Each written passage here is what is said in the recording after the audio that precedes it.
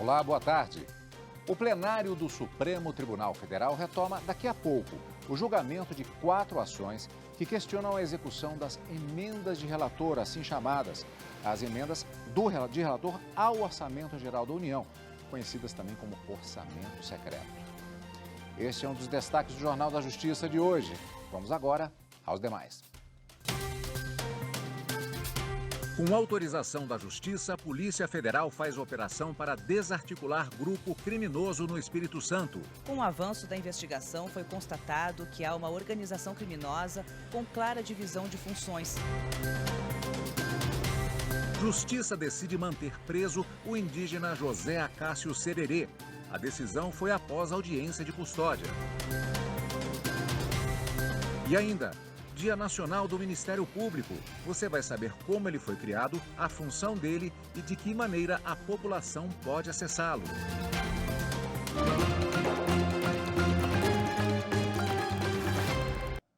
Hoje tem sessão plenária do Supremo Tribunal Federal. Entre os assuntos pautados está a continuidade do julgamento da constitucionalidade das chamadas emendas de relator ao orçamento. O Supremo Tribunal Federal começou a julgar na semana passada 4 ações de relatoria da ministra Rosa Weber, que questionam o chamado orçamento secreto. Na ocasião, a ministra leu o relatório e, em seguida, partes interessados no processo e a Procuradoria-Geral da República apresentaram os argumentos sobre o tema. A análise do caso vai ser retomada hoje com o voto da relatora e dos demais ministros da Corte. As ações foram movidas pelos partidos Verde, PSOL, PSB e Cidadania. As legendas alegam a necessidade de transparência no trato e na gestão do dinheiro público.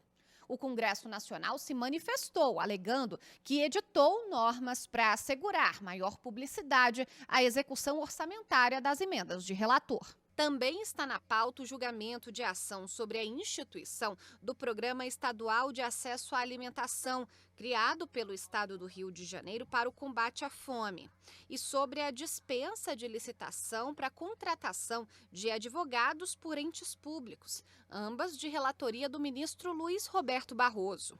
Já sob a relatoria do ministro Nunes Marques, a previsão é a análise de outras 2 ações. A primeira, sobre a redistribuição dos votos de candidatos que tiveram registro cassado após as eleições, e a segunda, sobre o fator previdenciário.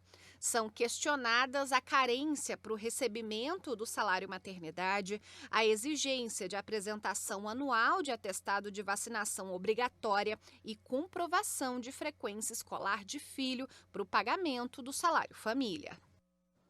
Após a audiência de custódia, a Justiça manteve a prisão do indígena suspeito de cometer atos antidemocráticos em Brasília. Ele foi preso depois de determinação do ministro do STF, Alexandre de Moraes, que atendeu a pedido da Procuradoria-Geral da República.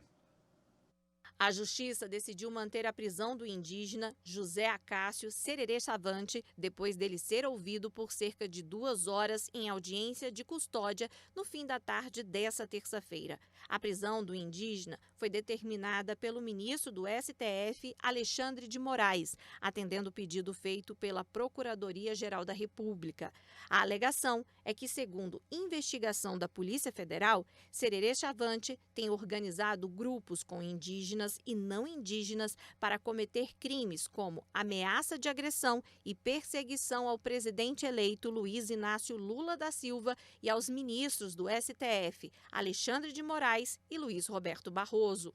Só nessa semana já foram registrados pela Polícia Federal e a Secretaria de Segurança Pública do Distrito Federal atos antidemocráticos em frente ao Congresso Nacional, no Aeroporto Internacional de Brasília, no estacionamento de um shopping e ainda em frente a um hotel onde estavam hospedados o presidente e o vice-presidente da República eleitos, antes da cerimônia de diplomação realizada no Tribunal Superior Eleitoral nesta segunda-feira.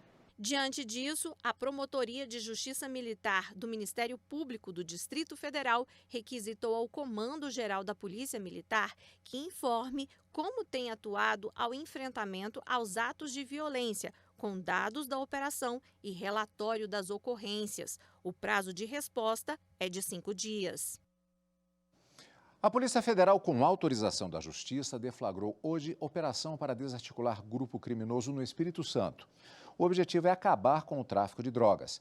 As investigações apontaram que, mesmo foragidos do Rio de Janeiro, os líderes do grupo comandam o tráfico em Vitória, capital do Espírito Santo, e no interior do estado.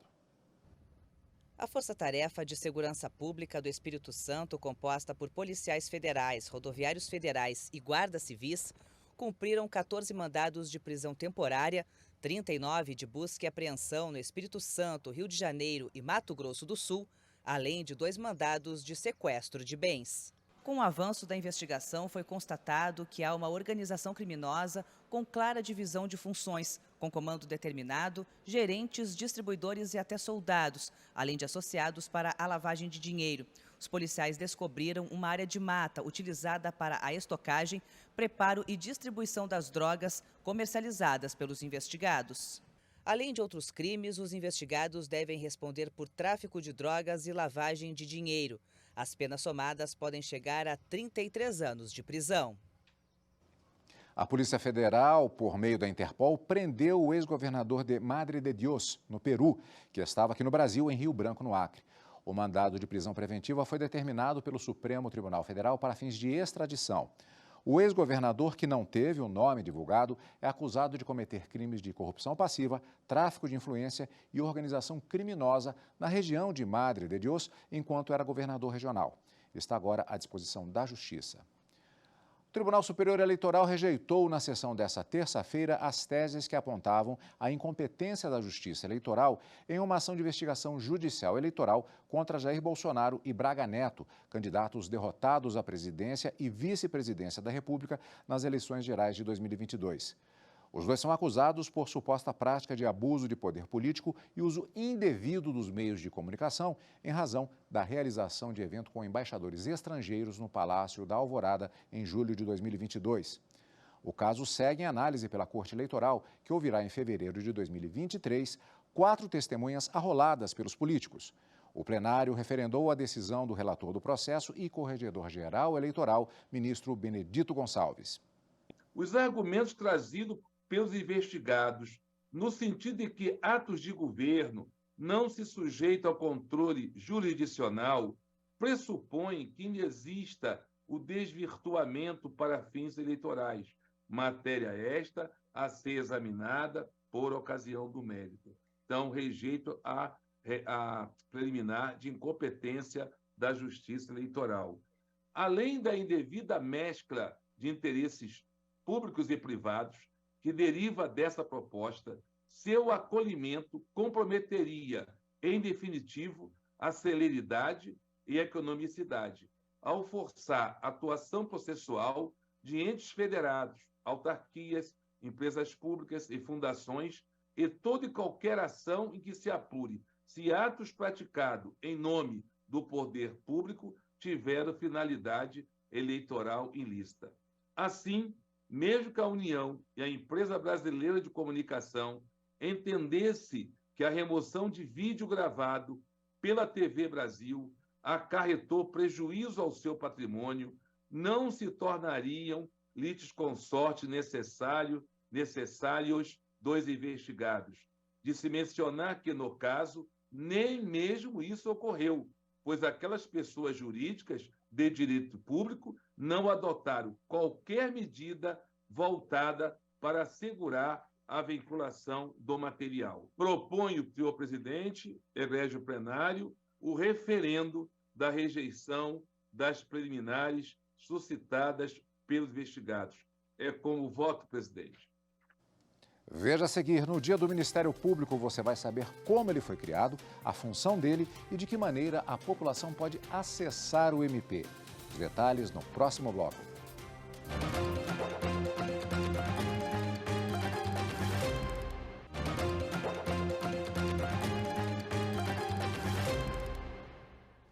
Hoje é o Dia do Ministério Público. O órgão foi reconhecido pela Constituição de 1988 e é considerado o advogado do povo, defendendo os direitos da sociedade. Vamos saber um pouco mais da estrutura e da responsabilidade desta instituição na reportagem de Fernanda Porto. O Ministério Público é responsável por assegurar a proteção das demandas da sociedade, dos direitos dos cidadãos e do regime democrático. Na prática, é como se o MP fosse um advogado do povo. A instituição pública é independente, ou seja, não está vinculada a nenhum outro tipo de poder, como o judiciário, o executivo ou o legislativo. Pela Constituição Federal, cada estado brasileiro deve ter um Ministério Público para assegurar os direitos da população. O Ministério Público também atua com poder de polícia independente, podendo atribuir investigações e até mesmo executar sentenças penais. Combate ao crime organizado, contra os abusos aos idosos, às crianças e aos adolescentes estão entre as principais ações do MPF. E vamos continuar falando sobre o Dia do Ministério Público e da importância dele agora ao vivo, com o promotor Tiago Pierobon, do Ministério Público do Distrito Federal, a quem, antes de mais nada, agradeço pela presença aqui no Jornal da Justiça, primeira edição, para falarmos a respeito dessa instituição reconhecida constitucionalmente como fundamental, inclusive, para o processo democrático. Doutor, gostaria de começar perguntando a respeito da função principal do Ministério Público, talvez de uma maneira genérica, porque, na verdade, ele exerce em diversos momentos diferentes, funções diferenciadas, mas de maneira genérica. Como poderíamos definir isso? Olá, Cadu, olá aos nossos espectadores. Sim, segundo a nossa Constituição Federal, o Ministério Público ele tem a função de defender a ordem jurídica, o regime democrático e os direitos indisponíveis. Então, poderíamos simplificar dizendo que sempre que há um interesse de toda a coletividade, há um interesse relevante do Ministério Público fiscalizar aquela situação e promover o respeito à legalidade. Diríamos que o Ministério Público é esse grande elo de ligação entre a sociedade civil e os poderes constituídos. Agora, o Ministério Público ele tem uma função de busca pela verdade em relação aos fatos jurisdicionais que estão sendo, os jurídicos que estão sendo apresentados.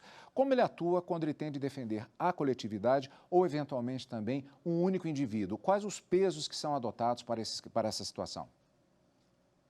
Além dessa situação de defesa de interesses coletivos, de interesses difusos, o Ministério Público também pode fazer a defesa de interesses individuais sempre que se tratar de um direito indisponível.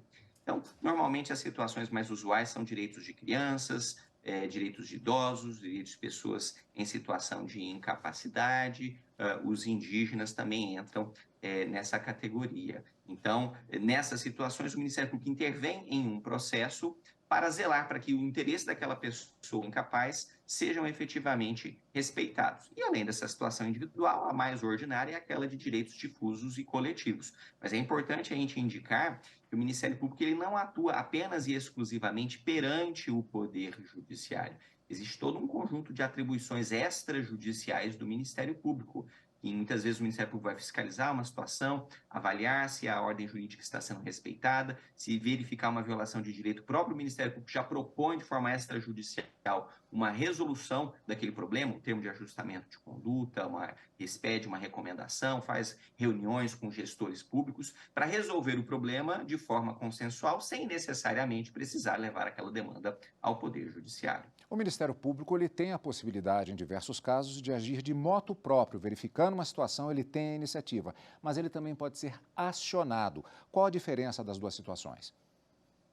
Sim, essa abertura democrática do Ministério Público, receber demandas da sociedade civil, instrumentalizar essas demandas perante os poderes constituídos, ela é muito importante. Normalmente nós temos as ouvidorias do Ministério Público que recebem essas demandas da sociedade, temos os setores de atendimento ao público, que o cidadão pode se dirigir pessoalmente ao Ministério Público, haverá ali um servidor, um membro que irá reduzir a termo as demandas daquela pessoa.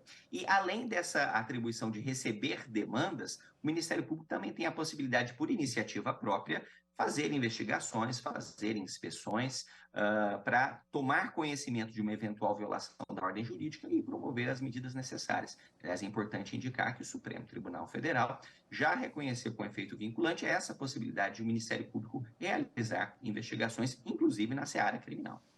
Séries de tribunal, filmes de tribunal, dramas de tribunal são divertidos, mas às vezes geram certas confusões. Por exemplo, nos Estados Unidos, há eleições para membros do Ministério Público em diversos estados americanos. Aqui no Brasil não é bem assim.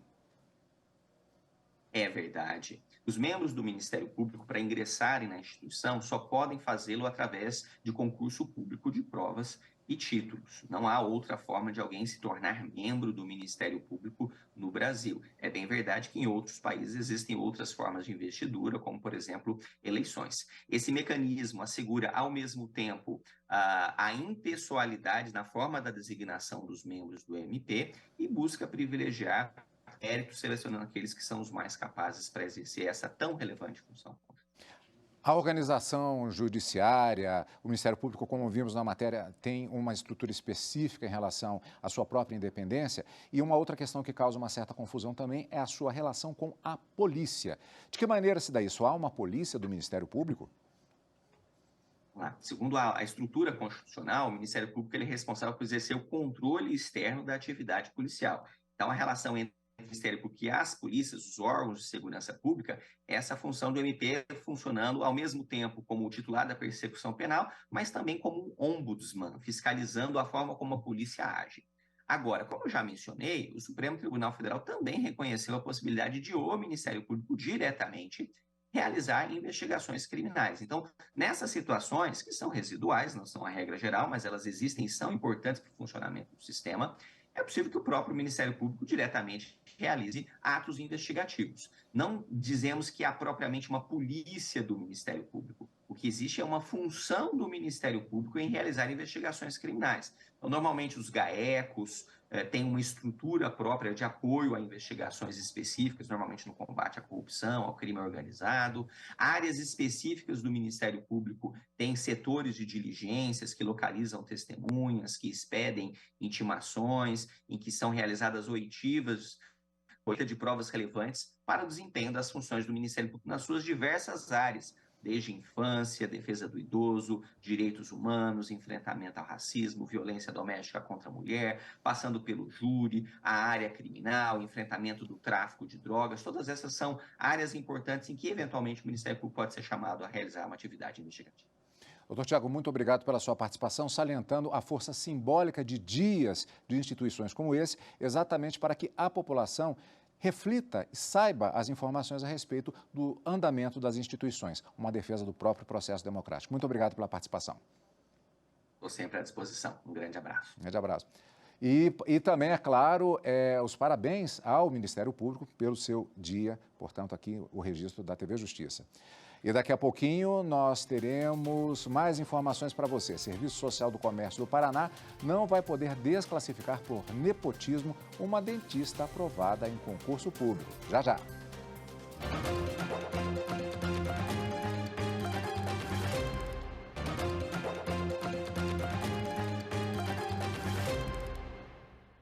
E agora vamos falar sobre a garantia do acesso à justiça às pessoas com deficiência ou necessidades especiais. Atuando em favor desses direitos, o Tribunal de Justiça do Rio Grande do Sul possui a Comissão Permanente de Acessibilidade e Inclusão, a CEPAI.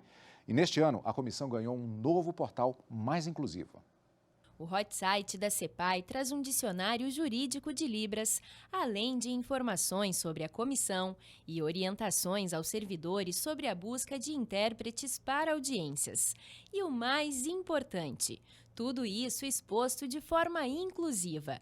Recursos de acessibilidade foram utilizados no portal pela Tecnologia da Informação e Comunicação do TJRS. Para o Gabriel, que coordenou os trabalhos, o projeto cumpre o dever social do Judiciário. Enquanto poder público, nós temos o dever e a obrigação de termos conteúdos que possam ser acessados pelos nossos cidadãos. Então, a ideia dos nossos portais contarem com tecnologias assistivas ao acesso, ela se dá no viés de que o cidadão possa ter autonomia, né? Então, dentre as suas limitações, ele tem autonomia para navegar e para acessar as informações que são do seu interesse. O coordenador do projeto explica que todos os portais do TJRS possuem alto contraste e a possibilidade de aumento e redução da fonte, como prevê a lei. Porém, o hot site da CEPAI, por ser focado em acessibilidade, vai além. Em específico, no portal da CEPAI, a gente traz mais coisas que não necessariamente estão previstas no regramento, que é a possibilidade de alteração da cor de fundo, que facilita para pessoas que tenham outros problemas que não são necessariamente de visão reduzida. O mesmo se aplica também à tipografia, né? A tipografia do CEPAI é um pouco diferente, então ele tem uma informação visual que não segue o padrão mais formal e rígido do portal do TJ, justamente para trazer um conforto de leitura. O acesso à tradução em Libras também é ofertado no portal da comissão. A gente sabe que as pessoas que usam Libras no seu dia a dia, elas são alfabetizadas em Libras, né, e têm como segunda língua o português, então muitas delas têm dificuldade de leitura em português, né, como se por português ser segunda língua, então a tradução automática de Libras também garante esse acesso. Segundo o coordenador da iniciativa, a equipe utiliza constantemente ferramentas que apontam possíveis melhorias para manter a atuação acessível e inclusiva.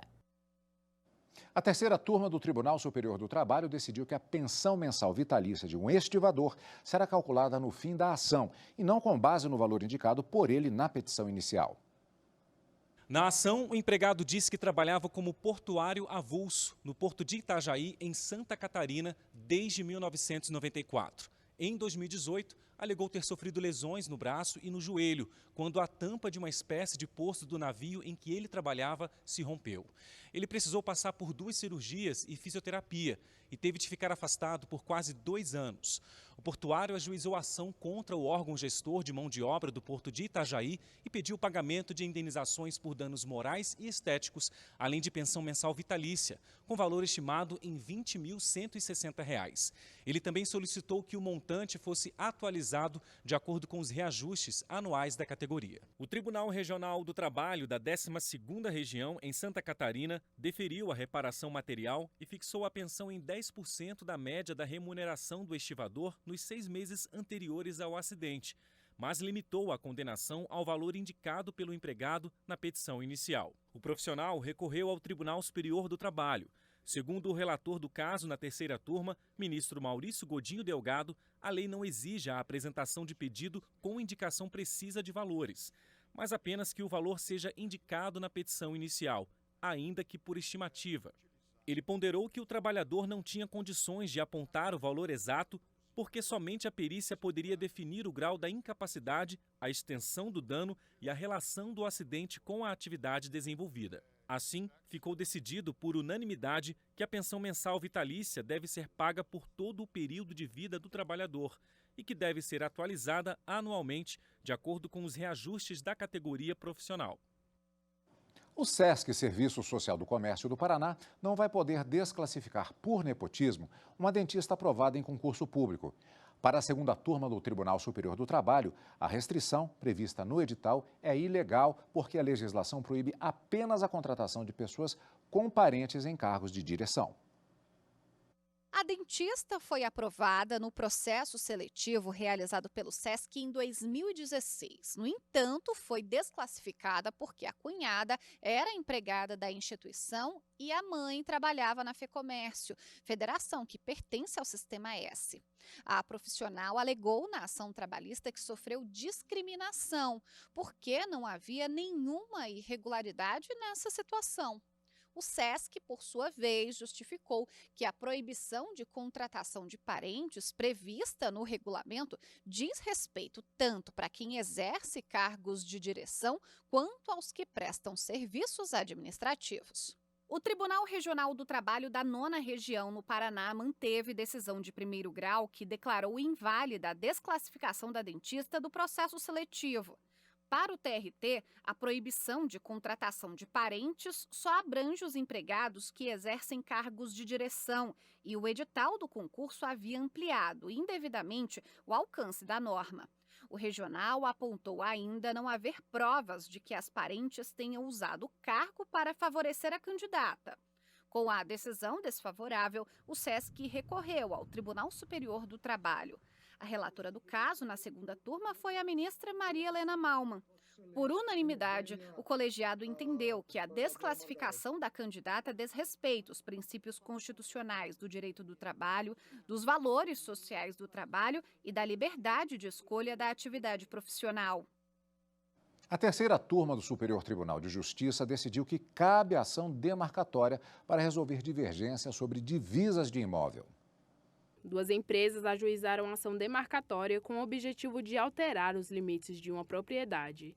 Em primeira instância, o processo foi extinto sem o julgamento de mérito do caso, pois se entendeu que a ação demarcatória era inadequada para o propósito das empresas de aumentar o próprio terreno em cerca de 149 mil hectares, o que só poderia ser alcançado em ação de uso capião.